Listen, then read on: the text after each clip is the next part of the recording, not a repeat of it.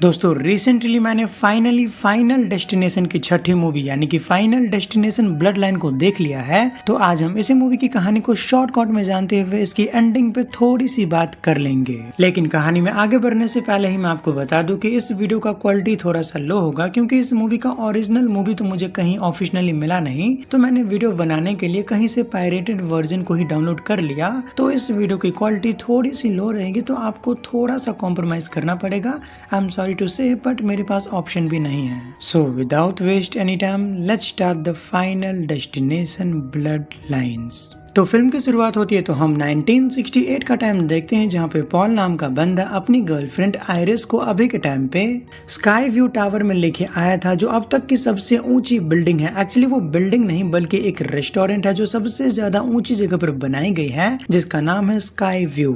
ये रेस्टोरेंट सबसे ज्यादा ऊंचाई पर तो है, लेकिन इसकी जो फ्लोरिंग की गई है ना, उसके जगह पर भी काफी ज्यादा कांच का इस्तेमाल किया गया है, ताकि नीचे का व्यू काफी ज्यादा क्लियरली दिखे। वैसे मैं आपको साथ ही साथ में ये बता दूं कि आयरिस अभी के टाइम पर प्रेग्नेंट है, लेकिन उसने ये सारी बातें पॉल को नहीं बता रखी है, क्योंकि आयरिस के मन में डर है कि अगर उसने पॉल को सच बताया तो पॉल उसको छोड़ देगा। इसी बीच में आयरिस इस रेस्टोरेंट के अंदर गाना गाने वाली लेडी से मिलती है, उसके बेटे को भी देखती है। वेल, वो लेडी उतनी ज्यादा इंपॉर्टेंट नहीं है, लेकिन उसका जो बेटा है वो थोड़ा सा इंपॉर्टेंट है, तो आप उसको याद रखना। वैसे अभी के टाइम पे आयरिस यहाँ पर छोटी सी छोटी हरकतों को काफी डिटेलिंग में देख रही थी, मानो उसे अंदर से फील हो रहा हो कि यहाँ पर कुछ ना कुछ तो गड़बड़ होने वाली है। खैर, तो आगे पॉल आयरिस को प्रपोज करता है, जहाँ पर आयरिस फाइनली काफी ज्यादा खुश थी। उसे पॉल ने फाइनली प्रपोज कर दिया, और साथ में आयरिस पॉल को यहाँ पर प्रेग्नेंट होने वाली बात बता देती है, तो पॉल भी ये सुनकर काफी ज्यादा खुश होता है। पॉल एंड आयरिस के पीछे हम एक शरारती बच्चे को देख पाते हैं, जो कि अपना कॉइन निकाल के बाहर फेंकता है, लेकिन वो कॉइन नीचे गिरने के बजाय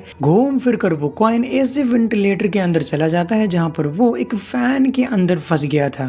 खैर, तो आगे रेस्टोरेंट के अंदर गाना बजाया जाता है, सभी लोग यहाँ पे डांस कर रहे थे, और याद रहे कि सभी लोग एक साइड में डांस कर रहे थे, यानी कि रेस्टोरेंट के एक साइड में काफी ज्यादा जोर पड़ गया था। इस चीज का परिणाम इन सभी को बहुत ही जल्दी देखने को मिल जाता है। फ्लोर के ऊपर जो कांच लगाई गई थी वो अचानक से टूट गई, और कई सारे लोग नीचे गिरने की वजह से खत्म हो गए, इंक्लूडेड पॉल। माना कि आयरिस ने पॉल को बचाने की ट्राई किया था, पर वो पॉल को बचा नहीं पाती, जिससे आयरिस यहाँ पर काफी ज्यादा टूट गई थी, क्योंकि देखा जाए तो अभी अभी पॉल ने उसको प्रपोज किया था।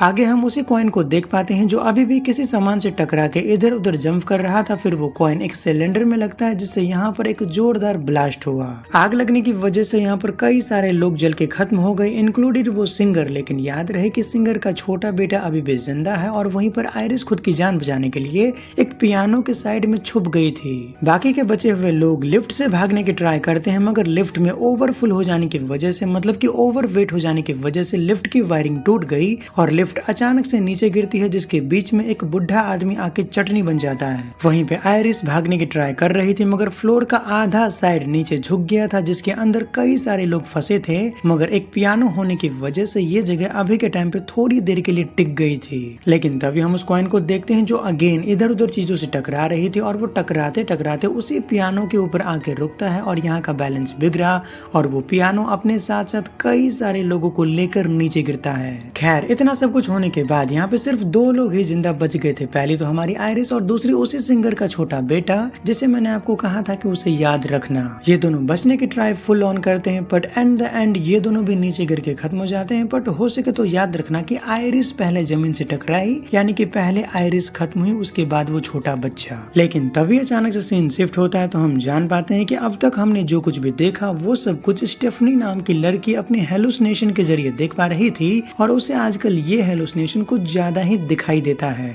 पिछले 2 महीने से स्टेफनी रोज रात को यही सपना देख के डर जाती है, और वो जोर से चिल्लाती है, जिससे होता यही कि उसकी रूममेट काफी ज्यादा परेशान हो गई थी, और वो काइंड ऑफ उसे अपने कमरे से निकलने को कहती है। खैर, तो अगर मैं आपको स्टेफनी के बारे में थोड़ी बातें बताऊं, तो स्टेफनी की मॉम आजकल स्टेफनी के साथ नहीं रहती है। स्टेफनी अपने डैड के साथ रहती है, जहाँ पे स्टेफनी का एक भाई भी है, जिसके साथ उसकी बॉन्डिंग काफी ज्यादा अच्छी खासी है। और हाँ, साथ ही साथ हम यहाँ पर ये भी जान पाते हैं कि स्टेफनी रोज रात रात को जिस लेडी यानी कि आयरिस नाम की लेडी के सपने जो रात को देखती है वो लेडी कोई और नहीं बल्कि स्टेफनी की नानी है, यानी कि स्टेफनी की मॉम उसकी नानी है। इन्हीं सब चीजों से परेशान होकर स्टेफनी अपने भाई के साथ अपने नानी के घर यानी कि अपने मॉम के घर जाती है ताकि वो वहाँ पर जाके कुछ जान सके कि स्टेफनी को उसके नानी के सपने पिछले 2 महीने से रोज सेम ही सपना क्यों आता है। ऑल्दो स्टेफनी जब यहाँ पर आती है तो हम देखते हैं कि स्टेफनी अपने कजन्स भाई बहनों से कुछ ज्यादा ही क्लोज थी, यानी कि इनके बीच में भाई बहन वाला प्यार कम और दोस्तों वाली फीलिंग ज्यादा थी उस टाइप की। आगे स्टेफनी अपने मामा जी से नानी यानी कि आयरिस के बारे में क्वेश्चन करती है, लेकिन आयरिस का नाम सुनने के बाद मामा जी यहाँ पर काफी ज्यादा भड़क गए थे।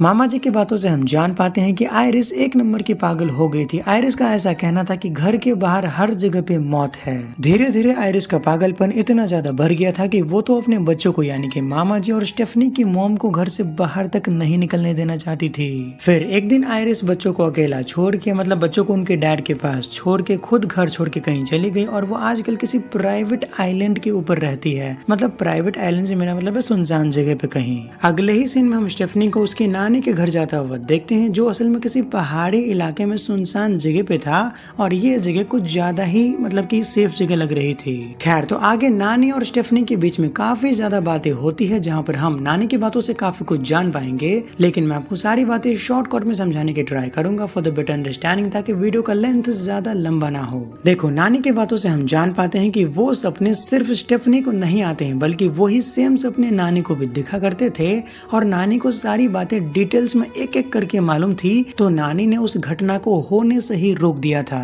देखो हम सब जानते हैं कि स्काई व्यू वाला घटना तब स्टार्ट हुआ था जब उस छोटे बच्चे ने कॉइन को हवा में फेंका था, लेकिन नानी उस छोटे बच्चे के फेंकने से पहले ही उससे वो कॉइन ले ली थी। नानी को ये भी मालूम था कि फ्लोर का कांच टूटेगा, सब लोग नीचे गिरेंगे, तो टूटने से पहले ही नानी ने सबको वहाँ से हटा दिया था, तो सबकी जिंदगी बच गई। यानी कि काइंड ऑफ नानी ने सबके मौत को चीट कर दिया। अब देखो माना कि नानी ने उस दिन तो सबकी जान बचा लिया था, लेकिन फिर भी मौत ने इंसानों का पीछा नहीं छोड़ा। वो जितने भी लोग उस दिन स्काई व्यू टावर में जिंदा बच गए थे, यानी कि नानी ने घटना को होने से पहले ही उसे रोक दिया, तो सब लोग जो जिंदा बच गए थे बाद में एक एक करके किसी न किसी इंसिडेंट के अंदर मारे गए। बेसिकली नानी के कहने का मतलब ये था कि भले उस दिन मौत स्काई व्यू टावर में लोगों को मारने में कामयाब नहीं हो पाई, लेकिन बाद में मौत ने अपना काम कर ही दिया, क्योंकि सभी लोग किसी न किसी तरह से किसी न किसी इंसिडेंट के अंदर आके खत्म हो गए। लेकिन मौत को नानी के पास पहुंचने में काफी ज्यादा वक्त लगा, क्योंकि अगर आपको याद हो तो स्काई व्यू टावर के ऊपर काफी सारे लोग थे, तो मौत को उन सभी को मारने में भी काफी ज्यादा वक्त लगा। तब तक कुछ लोगों ने अपने अपने बच्चे पैदा कर लिए थे, फिर मौत ने सबसे पहले उन बच्चों के पेरेंट्स को मारा, फिर उनके बच्चों को मारा, फिर वो मौत आगे बढ़ती रही। लेकिन अगर आप कंफ्यूज हो कि बच्चों को मौत ने क्यों मारा, तो मैं आपको क्लियर करता हूँ कि बच्चों को मौत ने क्यों मारा। देखो नेचुरली बच्चों के माता पिता को स्काई व्यू टावर के अंदर ही मारा जाना चाहिए, बट वो लोग वो इंसिडेंटली बच गए। लेकिन अगर आप मान लो कि वो लोग उसी दिन ही मर जाते हैं तो बच्चे कभी पैदा होते ही नहीं,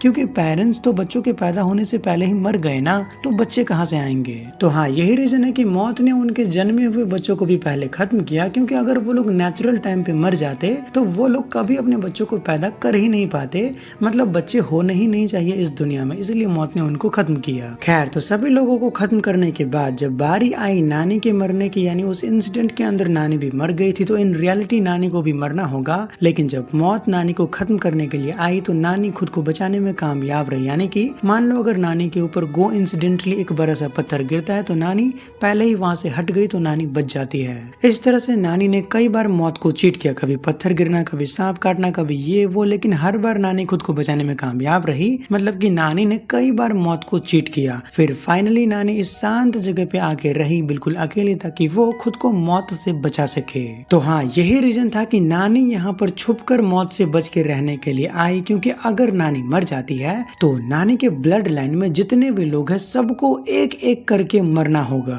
देखो अगर मैं आपको शॉर्टकट में समझाऊं तो देखो नॉर्मल टाइम पे नेचुरल टाइम पे नानी को 1968 स्काई टावर के अंदर ही खत्म हो जाना चाहिए। तो जब नानी 1968 में ही खत्म हो गई तो नानी के बच्चे कहाँ से हुए। तो मान लो अगर नानी मौत के हाथों खत्म हो जाती है तो बारी आएगी नानी के बेटे की, यानी कि स्टेफनी के मामा जी की। धीरे धीरे करके मामा जी की पूरी फैमिली एक एक करके खत्म हो जाएगी। उसके बाद बारी आएगी स्टेफनी की मॉम की, फिर बारी आएगी स्टेफनी की, फिर बारी आएगी स्टेफनी की भाई की, और इस तरह से नानी का पूरा ब्लड लाइन खत्म। और हाँ साथ साथ ही साथ ये भी जान लो कि नानी काइंड ऑफ मौत के पैटर्न को समझने में कामयाब रही। यही रीजन है कि नानी आज तक जिंदा है और ये सारी बातें नानी ने एक नोटबुक के अंदर लिख के रखा था ताकि जब नानी मर जाएगी तो उनके बच्चों को मौत से बचने में आसानी हो।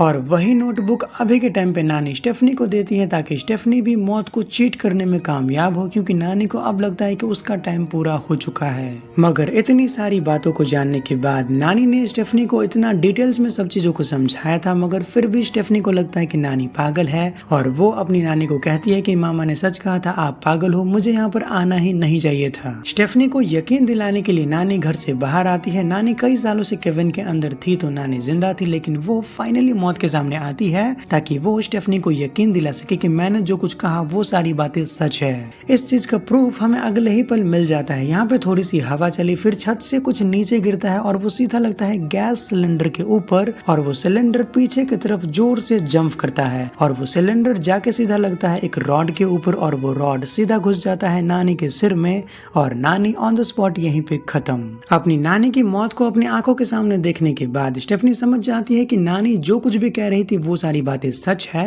फिर हम अगले दिन स्टेफनी की नानी का फ्यूनरल का सीन देखते हैं जहाँ पे स्टेफनी की मॉम भी आई थी। माना कि वो आजकल स्टेफनी के साथ नहीं रहती है, पर वो अपनी मॉम की फ्यूनरल को अटेंड करने के लिए तो आई थी। और हाँ, साथ ही साथ स्टेफनी ये भी जानती थी कि अगली बारी या तो उसकी मॉम की है या फिर उसके मामा जी की है। मतलब स्टेफनी को मालूम नहीं था कि उसके मामा जी बड़े हैं या फिर उसकी मॉम। स्टेफनी बार बार उस बुक को चेक कर रही थी ताकि वो किसी तरह से मौत को चीट करने का प्लान बना सके और वो साथ ही में अपनी फैमिली यानी कि अपने मामा की फैमिली को कॉल कर रही थी ताकि वो उन्हें भी अलर्ट कर सके, लेकिन कोई भी फोन पिक नहीं करता।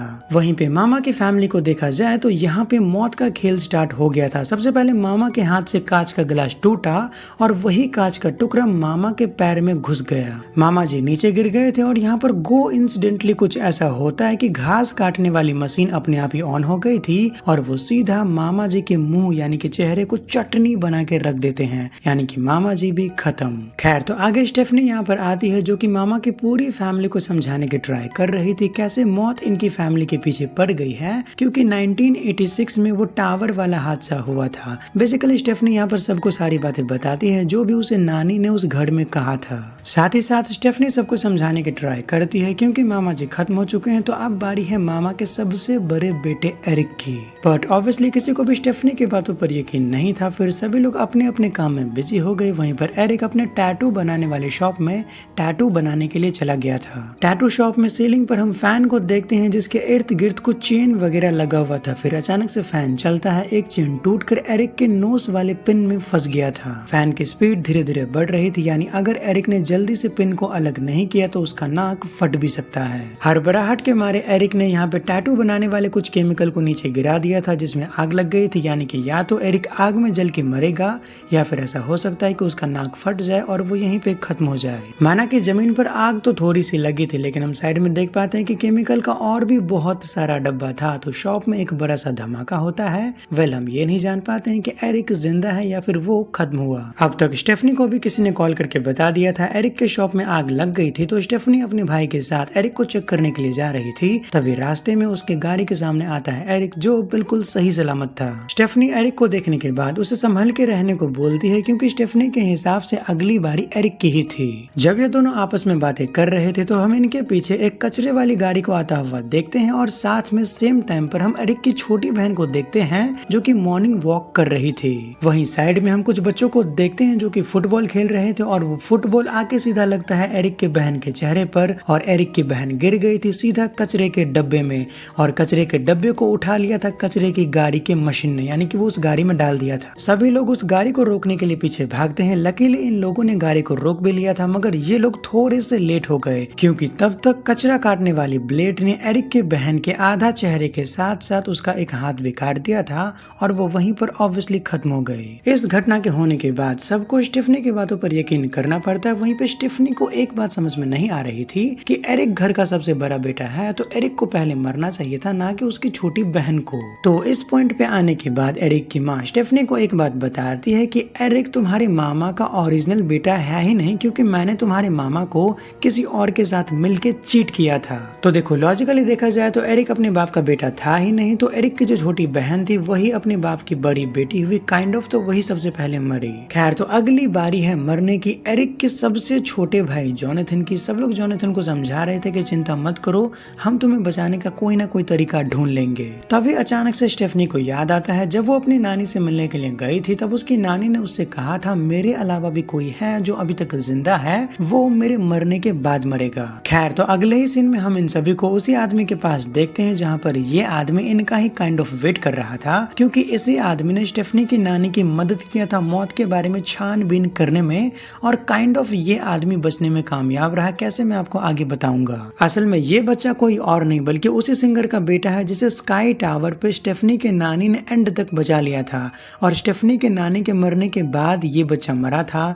यानी कि हम कह सकते हैं कि जब स्टेफनी की पूरी फैमिली खत्म हो जाएगी तब ये आदमी मरेगा। खैर, तो आगे ये आदमी इन सभी को मौत से बचने का तरीका बताता तो है। उसके दो रास्ते हैं। देखो, रास्ता नंबर 1, इस आदमी की बातों से हम जान पाते हैं जो भी इंसान मरने वाला है वो खुद मरने के बजाय अपने हाथों से किसी और को मार दे तो मरने वाले इंसान की लाइफ उसे मिल जाएगी, तो वो इंसान काइंड ऑफ ज्यादा दिन तक जी पाएगा। वैसे ये कंफर्म नहीं है, बस इस आदमी का थ्योरिकल एग्जाम्पल था।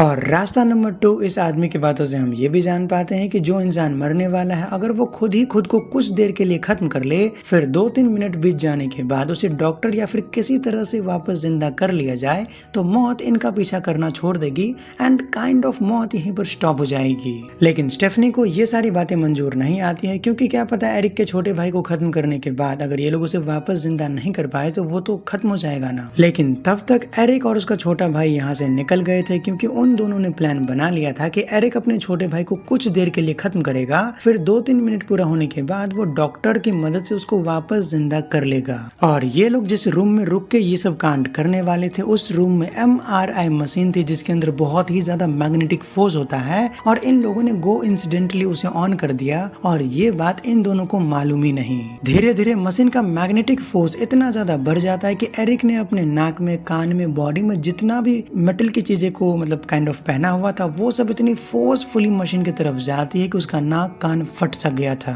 वहीं कुछ दूरी पर एक व्हील चेयर रखा हुआ था और मशीन का मैग्नेटिक फोर्स इतना ज्यादा बढ़ जाता है कि वो उस व्हील चेयर को काफी फोर्सफुली अपनी तरफ खींचता है, और बीच में खड़ा था एरिक। उस व्हील चेयर के साथ साथ एरिक भी उस मशीन के अंदर तोड़ मरोड़ के खींच लिया जाता है and then Eric on the spot यहीं पे खत्म। एरिक का छोटा भाई यहाँ से निकलने की ट्राई करता है, लेकिन तभी एक स्प्रिंग मशीन की तरफ इतनी फोर्सफुली आता है कि वो सीधा घुस गया था एरिक के छोटे भाई के ब्रेन में एंड दोनों भाई उसी रूम में खत्म हो जाते हैं। दोनों भाई के खत्म हो जाने के बाद स्टेफनी के मॉम को यहाँ पर ये समझ में नहीं आ रहा था कि एरिक तो मेरे भाई का बेटा था ही नहीं, तो वो इन सब के बीच में क्यों मारा गया, क्योंकि वो तो ब्लड लाइन का हिस्सा है ही नहीं ना। स्टेफनी अपनी माँ को समझाती है, माना कि एरिक मामा का ओरिजिनल बेटा नहीं था, लेकिन उसने मौत के साथ छेड़छाड़ करने की ट्राई की तो मौत ने उसको सजा दिया। खैर, तो आगे ये तीनों जल्दी से यहाँ से निकल जाते हैं, क्योंकि अगली बारी है स्टेफनी की मॉम की, फिर स्टेफनी की एंड देन स्टेफनी के छोटे भाई की। खैर, हम आगे स्टेफनी, उसके भाई और उसके मॉम को स्टेफनी के नानी के घर यानी कि वही पहाड़ी वाले इलाके में जाता हुआ देखते हैं, ताकि ये तीनों वहां पर जाने के बाद सेफ रह सके, क्योंकि स्टेफनी के नानी ने वहां पर कुछ ऐसी तैयारी कर रखी थी जिससे मौत इनके पास ना आ पाए। बेसिकली घर में कोई भी ऐसा सामान नहीं था जिससे इन तीनों को जानलेवा खतरा हो। यहाँ पहुंचने के बाद स्टेफनी अपनी मॉम और अपने भाई को जल्दी से घर के अंदर भेजती है, ये बोलकर कि मैं पीछे से आती हूँ। लेकिन तभी कैमरा फोकस करता है बिजली के वायर्स पर, जहाँ पर शॉक सर्किट हो रहा था। वहीं घर के अंदर ऑलरेडी गैस लीक हुआ पड़ा था। फिर क्या था, जैसे शॉक सर्किट होता है तो घर के अंदर एक बड़ा ब्लास्ट हुआ, जिसके अंदर स्टेफनी की मॉम लगभग आधी जल गई। धमाके की वजह से स्टेफनी की गाड़ी पानी के अंदर गिर गई थी। स्टेफनी बाहर निकलने की ट्राई कर रही थी, लेकिन गाड़ी का सीट बेल्ट खुल नहीं रहा था, तो हम कह सकते हैं कि स्टेफनी पानी के अंदर डूब के खत्म हो सकती है। वहीं पे स्टेफनी का भाई अपनी माँ को संभालने की ट्राई कर रहा था, और वो इस बात से काफी खुश होता है कि इतना बड़ा धमाका होने के बावजूद उसकी माँ जिंदा है। लेकिन तभी उसके माँ के ऊपर बड़ा सा पोल यानी कि लाइट लगा हुआ पोल गिरता है, जिससे उसकी माँ वहीं पर चटनी बन के खत्म हो गई। मतलब कि वो काइंड ऑफ चटनी जैसे पिस गई थी। फिर क्या था, स्टेफनी का भाई स्टेफनी को बचाने जाता है, लेकिन तब वो देखता है स्टेफनी पानी में काफी देर तक रहने की वजह से, ऑलरेडी डूबने की वजह से मर चुकी थी। लेकिन 2-3 बार CPR देने के बाद अचानक से स्टेफनी यहाँ यहाँ पर जिंदा हो जाती है, यानी कि वो मर के जिंदा हो गई, तो हम कह सकते हैं कि इन दोनों के बाद मौत यहाँ पर रुक जाएगी, किसी और की मौत नहीं होगी, ना ही इन दोनों भाई बहन की। ओके, तो यहाँ से सीन कट होने के बाद हम कुछ महीने आगे का टाइमलाइन देखते हैं, जहाँ पर ये दोनों भाई बहन अपने लाइफ में नॉर्मली लोगों से घुलने मिलने की ट्राई कर रहे थे। और आज कॉलेज का फाइनली ग्रेजुएशन डे होता है, मतलब कि स्टेफनी के छोटे भाई का। ग्रेजुएशन पार्टी के दौरान यहाँ पर स्टेफनी के क्लास टीचर भी आए थे, जो कि स्टेफनी के भाई की तारीफ करता है, सेंस कि तुमने अपनी बहन को सीपीआर वगैरह देकर बचा लिया, क्योंकि तुम्हारी बहन काइंड ऑफ मरी नहीं थी, वो टेक्निकली बस कुछ देर के लिए बेहोश हुई थी, मरी नहीं थी। और ये सुनकर तो स्टेफनी के होश ही उड़ जाते हैं कि अगर वो मर के जिंदा नहीं हुई है तो मौत का खेल रुका नहीं है, बल्कि मौत का खेल वापस चालू होगा। सीन कट होने के बाद हम एक ओल्ड लेडी को देखते हैं जो अपना पर्स खोलती है, तो उसके अंदर से एक कॉइन गिर गया था, जो सीधा लुढ़कते लुढ़कते जाके फंस जाता है ट्रेन की पटरी में, यानी कि ट्रेन यहाँ पर आया तो ट्रेन का बैलेंस बिगड़ सकता है। और यहाँ पर बिल्कुल वैसा ही होता है जैसा कि आपने एक्सपेक्ट किया होगा। ट्रेन यहाँ पर आती है जिसका बैलेंस बिगड़ा, फिर क्या था, ट्रेन के डब्बे आपस में टकराते फकराते पहुंच जाते हैं इन दोनों भाई बहन के पास, जो कि आपस में बात कर रहे थे। माना कि ये दोनों भाई बहन बचने के लिए आगे भागते हैं, मगर ट्रेन के पीछे मतलब डब्बे में जो बड़ी बड़ी लकड़ियां रखी गई थी ना, उसके नीचे दोनों भाई बहन आके चटनी बन के पिस जाते हैं, यानी कि दोनों खत्म। और हमारे दोनों मेन कैरेक्टर के मरने के बाद ये मूवी ऑफिशियली यहीं पर खत्म हो जाती है। तो बस ये थी आज की फिल्म की कहानी, मतलब कि एंड द एंड सबको ले ही निपटा मौत। तो बस ये थी आज की फिल्म की कहानी। लेकिन अगर आपके मन में कोई डाउट है, वैसे होना नहीं चाहिए, क्योंकि इस टाइप की मूवी में कुछ भी एंडिंग में बताने जैसा होता नहीं है, क्योंकि इस टाइप की मूवीज में स्टोरी लाइन बहुत कम होता है, बस दिखाना होता है कि लोग कैसे मरे। तो बस ये थी आज की फिल्म की कहानी। लेकिन फिर भी अगर आपके मन में कोई डाउट है तो क्वेश्चन कर लेना, मैं आपको आंसर दे दूंगा। लेकिन जाने से पहले छोटा सा रिक्वेस्ट है, प्लीज अगर आपको वीडियो पसंद आया हो तो वीडियो को लाइक कर देना, चैनल को सब्सक्राइब कर देना, ताकि आपको नेक्स्ट टाइम ऐसे ही वीडियो का नोटिफिकेशन टाइम टू टाइम मिले। तो ठीक है, चलता हूँ, फिर मिलेंगे किसी और दिन एक नए प्लस बेहतरीन वीडियो के साथ में। तब तक के लिए